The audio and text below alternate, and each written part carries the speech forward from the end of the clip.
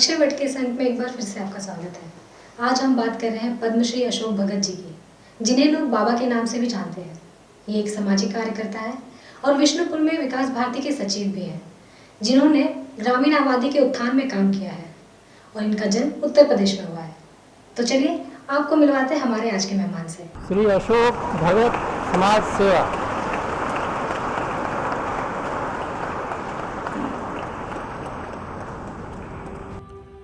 गुमला जिले का बिशुनपुर एक ब्लॉक है जो जिला मुख्यालय से लगभग 70 किलोमीटर दूर स्थित है। बिशुनपुर प्रखंड में कृषि मुख्य व्यवसाय है और यह 5 पांडव पहाड़ और नेतरहाट के पास स्थित होने के कारण पर्यटकों के लिए भी महत्वपूर्ण है। और यहीं स्थित है विकास भारती, जो कि एक गैर लाभकारी संगठन है जिसकी स्थापना 1983 में झारखंड के ग्रामीण और आदिवासी समुदायों के सशक्तिकरण के लिए की गई थी, जिसे पद्मश्री अशोक भगत जी के संरक्षण में संचालित किया जाता है। तो उनका बचपन किस तरह बीता, आइए जानते हैं। विद्यार्थी जीवन तो मेरा गांव में गुजरा है और गांव होता है, गांव की तरह हमारा गांव था। उस समय ट्रांसपोर्टेशन नहीं था, कम्युनिकेशन नहीं था। शहर नज़दीक होते हुए भी काफ़ी जाने में दिक्कत होती थी। नदी थी, पुल नहीं था और स्कूल भी कम थे। 5 किलोमीटर पैदल जाके स्कूल पढ़ना पड़ता था और गांव में मेरा परिवार थोड़ा बड़ा था, संभ्रांत था, तो उस कारण से न्यूज़ वगैरह सुनने की तो सहूलियत थी। ऑल इंडिया रेडियो में पेपर आता था, पढ़ते थे और साहित्यिक रुचि रही है। वीरदास की कविताएं कहने का मेरा बहुत शौक़ थी स्कूल में, क्लास में। फिर मैं अपने गांव में लड़कों को जुटा के नाटक करना, मैं वीर कुंवर सिंह का नाटक हमने कराया। तो इस तरह की गतिविधियों में शामिल होना, सामाजिक सांस्कृतिक, ये हमारी अभिरुचि रही है। चूँकि मैं माँ बाप का लड़का था, कमज़ोर भी था स्वास्थ्य से, फिर भी मैं अधिकतर इन सब चीज़ों में भाग लेता था और बचपन में पढ़ाई लिखाई के प्रति आग्रह ज़्यादा था। मन में कुछ करने की चाह लिए श्री अशोक भगत जी आजमगढ़, उत्तर प्रदेश से तत्कालीन बिहार, जो आज झारखंड राज्य में स्थित जिला गुमला के बिशुनपुर प्रखंड के रूप में जाना जाता है, वहां इनका आगमन हुआ और इन्होंने एक सामाजिक कार्यकर्ता के रूप में झारखंड की ग्रामीण आबादी के उत्थान के लिए काम करना शुरू किया, जिन्हें लोग बाबा जी के नाम से जानते हैं। देश के प्रति, समाज के प्रति सजगता थी और स्वाधीनता का आंदोलन की तपिश थी। हम लोग उस समय काफ़ी कुछ पढ़ते थे, भाव बनते थे भगत सिंह के, इसके उसके, लेकिन हमारा संपर्क छात्र संघ के होने के कारण से विद्यार्थी परिषद और राष्ट्रीय स्वयंसेवक संघ से हुआ। फिर मैं प्रचारक निकला और विद्यार्थी परिषद का कार्यकर्ता बना। 1972 में मैं गोरखपुर गया विद्यार्थी परिषद को संगठित करने। गोरखपुर विभाग का काम मेरे पास आया। फिर हम काशी में मैं आया हिंदू विश्वविद्यालय में काम करने। फिर मैं आपातकाल लगा देश में, आपातकाल के खिलाफ जो संघर्ष समिति बनी, या इसके पहले जो जयप्रकाश नारायण के नेतृत्व में संघर्ष समितियाँ बनी और समाज में परिवर्तन होना चाहिए, सत्ता में परिवर्तन होना चाहिए, ये भाव आया। हम सब विद्यार्थी के नाते आंदोलन में भाग लिए। आपातकाल लगा, आपातकाल में मुझे जेल जाना पड़ा। मुझे 1 वर्ष कारावास में आजमगढ़ में रहना हुआ। आफ्टर कारावास के बाद आगे की एक उम्र की 32-33 साल की हो गई, तब निर्णय लेना था कि कौन से जीवन की दिशा को देना। पॉलिटिक्स हमारे सामने ऑफर था, राजनीति हम कर सकते थे। हमारे कई साथी राजनीति के आज उच्च शिखर पर हैं। कुछ ये भी विचार आया कि देश बदलने के लिए, समाज बदलने के लिए गाँवों का भी विकास होना। और एक प्रस्ताव आया तो ये हुआ कि आदिवासी क्षेत्रों में चुनौतियां हैं और आदिवासी क्षेत्र में किस क्षेत्र में जाना, तो तत्काल नॉर्थ ईस्ट में घूमना, फिर छत्तीसगढ़ में आना, फिर आदि स्थानों पर जाना और करते करते बिहार में आए तो मुझे लगा कि यहाँ काम करना बहुत ज़रूरी है और थोड़ा सुगम भी है भाषा के कारण। उस कारण से बिशुनपुर आना हुआ। गुमला बिशुनपुर स्थान बहुत अच्छा था, रमणीक था, घाटी थी, लेकिन चैलेंजेस थे। विकास से कोसों दूर था, नेतरहाट स्कूल के पास था। उस समय भी लोगों को खाने के लिए तो बिल्कुल नहीं होता था। कठिनाइयों में ज़िंदगी जी रहे थे यहाँ के आदिवासी। तो लगा इनके साथ मिलके इनकी बातों को समझ करके ही उस काम को कैसे आगे बढ़ा सकते हैं, उसी में जीवन लग रहा है। सामाजिक कार्य करने के लिए विकास भारती बिशुनपुर की शुरुआत 1982 में एक जन आंदोलन के रूप में हुई और 1983 में विकास भारती झारखंड के बिशुनपुर के आदिवासी हृदय स्थल में स्थापित एक पंजीकृत संगठन के रूप में विकसित हुआ। अपनी स्थापना के बाद इसने स्वास्थ्य, स्वच्छता, शिक्षा, आजीविका और सतत प्राकृतिक संसाधन प्रबंधन पर ध्यान केंद्रित करते हुए सबसे पिछड़े और वंचित समुदायों के उत्थान के लिए काम किया। विकास भारती को हमने एक जन आंदोलन के रूप में खड़ा किया। तात्कालिक तौर पर हम लोग सामने चुनौती ये थी कि आदिवासियों को समझना, उनके साथ मेल मिलाप होना, उनके साथ संबंध होना और उनकी मूलभूत कठिनाइयों के निराकरण में अपना योगदान देना। इसलिए जो जंगल ज़मीन की समस्या है उसके समाधान में लगना,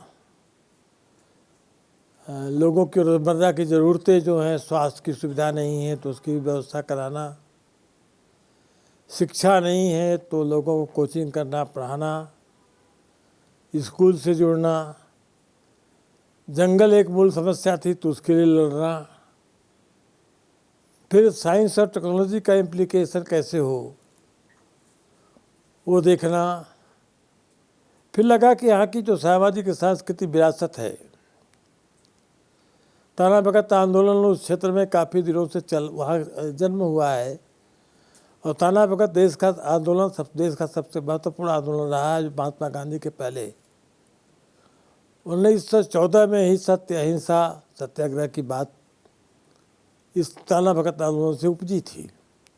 इसके संस्थापक जितना ताना भगत थे उसी हमारे पास के थे, चिकनी गांव के थे। तो हमने पहला काम ये किया कि इनको एक बार स्थापित किया जाए और स्थापित करने में वो कैसे थे, क्या थे, उनका बेटा मिला, गांव के लोग मिले, उसका एक मूर्ति की कल्पना बनी, उनका स्मारक बना। सरकार का भी, बिहार सरकार का भी थोड़ा बहुत सहयोग लिया जाए, लेकिन अधिकांश सहयोग जनता से घूम के भिक्षा मांगना, दान मांगना, ये काम चलते हुए वो स्मारक खड़ा हुआ। फिर धीरे धीरे वृक्षारोपण, कृषि, शिक्षा, स्वास्थ्य, विज्ञान, ग्रामोद्योग, इन सब विषयों पर काम करना हमने शुरू किया और वो काम बढ़ाते गए। एक विकास का मॉडल बने, ये विकास भारती के बारे में कल्पना थी, जो संभवतः हम आज कह सकते हैं कि हम लोगों ने वहाँ की परिस्थितियों में विकास का एक मॉडल कैसा हो सकता है खड़ा किया है। इस संगठन ने जनजातीय समुदायों की मानसिकता बदलने और उन्हें अपने अधिकारों और हकों को पहचानने और उन्हें प्राप्त करने के लिए सशक्त बनाने में महत्वपूर्ण भूमिका निभाई है। आज विकास भारती झारखंड के सभी 24 जिलों में कार्यरत है। झारखंड सरकार, भारत सरकार, कॉरपोरेट क्षेत्र और अंतर्राष्ट्रीय वित्त पोषण एजेंसियों के सहयोग से 50 से अधिक परियोजनाओं पर काम कर रही है।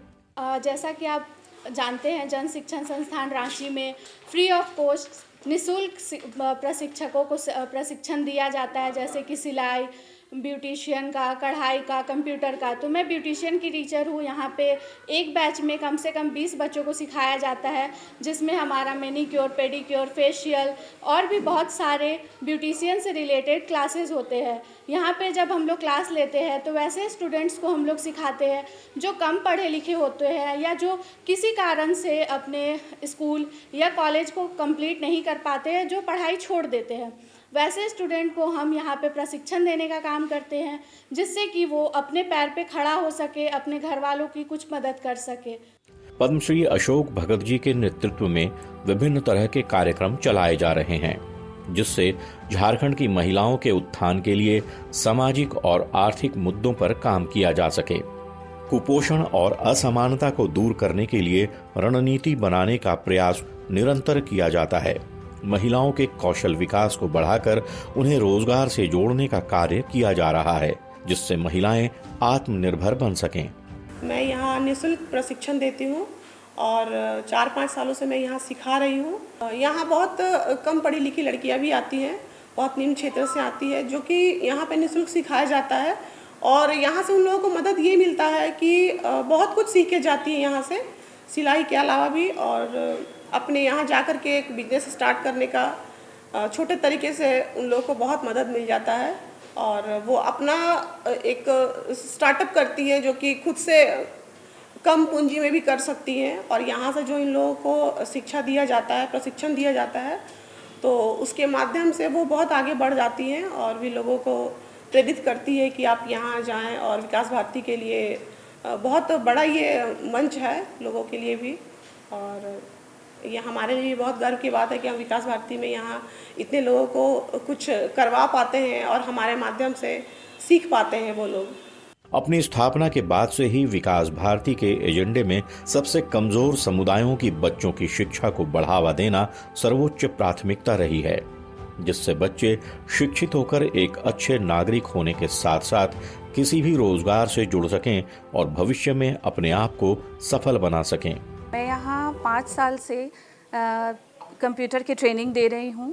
हम लोग बच्चों को, मैं यहाँ कंप्यूटर की ट्रेनिंग दे रही हूँ बेसिकली। यहाँ पे हम लोग कंप्यूटर में कंप्लीट MS ऑफिस सिखाते हैं बच्चों को। MS ऑफिस के अंदर हमारा MS एक्सेल आता है, MS वर्ड, पावर पॉइंट पे बच्चे फ्रीली काम कर पाते हैं। हम लोग उन्हें इंटरनेट एक्सेस देते हैं ताकि वो बाहर की दुनिया को भी देख सकें, बाहर से भी वो जुड़ सकें। तो इस तरह से जो बच्चे यहाँ पर आते हैं वो हर कैटेगरी से, आपके जनरल कैटेगरी से आते हैं, ST SC, हम उन बच्चों को लेकर आते हैं ताकि वो एम्प्लॉयबल हो सकें, वो रोज़गार पा सकें। और इस तरह से हम एम्प्लॉयबिलिटी को बढ़ावा दे रहे हैं और नारी सशक्तिकरण को बढ़ावा दे रहे हैं, क्योंकि लड़कियों को हम इसके थ्रू हम उनको रोज़गार दे पा रहे हैं। तो इस तरह से हमारा विकास भारती का काफ़ी योगदान है कि बच्चों को हम ये सुविधा दे पा रहे हैं कि वो आके क्लासेस कर सके, ट्रेनिंग कर सके, और हम उनको बहुत हद तक हो सकता है तो हम उन्हें ट्रेनिंग के बाद जॉब्स भी प्रोवाइड करते हैं। विकास भारती के सचिव श्री अशोक भगत जी को देश का चौथा सर्वोच्च पुरस्कार पद्मश्री के साथ साथ विभिन्न पुरस्कार भी उनके सामाजिक कार्य के लिए दिया गया है। लोक सेवा के क्षेत्र में विकास भारती को उपराष्ट्रपति एम वेंकैया नायडू द्वारा पुरस्कार प्राप्त हो चुका है। पद्मश्री तो 15 में मुझे मिली और पद्मश्री के बारे में मुझे पहले धारणा थी कि सरकार रिकमेंड करती है तो फिर अप्रोच किया जाता है, तो फिर एक बार यहाँ सरकार रिकमेंड भी की तो उसने अप्रोच, तो मैं पेपर में देखा मेरा नाम नहीं आया, तो एक आदमी ने कहा अरे भाई आपने अप्रोच किया था क्या? तो मैंने कहा अगर अप्रोच करके पुरस्कार लेना है तो नहीं लेना। लेकिन अचानक से मुझे ये सूचना मिली कि पद्मश्री आपको मिल रहा है, जो बाद में प्रधानमंत्री जी ने कहा कि मैंने खोज करके आपको नाम पद्मश्री के लिए दिया था। तो मिला, सम्मान मिलना तो किसको अच्छा नहीं लगता है, लेकिन सम्मान का तुदीयमस्तु गोविंदम तुदीयम समर्पयामि, जो सम्मान मिला इसी काम में इन्वेस्ट करना, इस सम्मान का फिर लेके ढोना नहीं कि मैं सम्मानित हूँ और मैं कोई, इस सम्मान का लाभ है संस्थान को खड़ा करने में कैसे लिया जा सकता है, फिर मैंने उसको इन्वेस्ट किया एक पूंजी के रूप में। झारखंड के गरीब आदिवासियों को बदहाली से उबारने के लिए जीवन समर्पित कर देने वाले पद्मश्री अशोक भगत जी भी बहुत बड़े उदाहरण हैं। श्री भगत ने प्रण लिया है, जब तक आदिवासियों के तन पर कपड़ा नहीं होगा, जब तक उन्हें शिक्षा, स्वास्थ्य और रोजगार उपलब्ध नहीं होगा और जब तक वनवासी मुख्य धारा से जुड़ नहीं पाएंगे, वह सिला वस्त्र नहीं पहनेंगे, सिर्फ धोती व गमछा ही धारण करेंगे। जतरा टाना भगत की इस धरती पर यदि काम करना है तो उन्हीं के अनुसार रहना और जीना पड़ेगा। इस बात को बहुत पहले ही इन्होंने समझ लिया। विकास भारती के प्रयास से आज सुदूर ग्रामीण क्षेत्रों में पलायन रुक गया है। हजारों लोगों को रोजगार मिला है। आदिवासियों के जल, जंगल एवं जमीन बचाने के लिए जो आंदोलन श्री अशोक भगत जी ने शुरू किया, आज उसमें वो सफलता हासिल कर रहे हैं। हजारों महिलाओं को स्वरोजगार से जोड़ा जा चुका है। बच्चे विकास भारती द्वारा संचालित स्कूल छात्रावास में शिक्षा प्राप्त कर रहे हैं। नहीं, मेरा यह है, काम का समाधान काम से ही होता है। सामाजिक काम बहुत कठिन होता है, यश मिलना बड़ा कठिन जाता है। हमेशा तलवार की धार पर सामाजिक काम में चलना पड़ता है। सामाजिक काम में पद्मश्री मिलना आसान नहीं होता है। कल्चर में, संस्कृति में, सब में तो मिल सकता है, लेकिन सोशल वर्क के अपने आप में एक बड़ा दुधारी तलवार है। फिर सम्मान मिलता है तो महत्वाकांक्षाएं भी जगने लगती हैं। सब बहुत उसको मेंटेन रखना भी बड़ा एक कठिन काम होता है, लेकिन ये आज देश को आवश्यकता है। और देश के नौजवानों को गाँवों में जा कर के, आज सबसे बड़ी बात है पूंजी निवेश तो हो रहा है, पैसे सरकारों के गाँवों में जा रहे हैं। पैसे जाने से ही नहीं, प्रतिभाएं जाके इन्वेस्ट हों।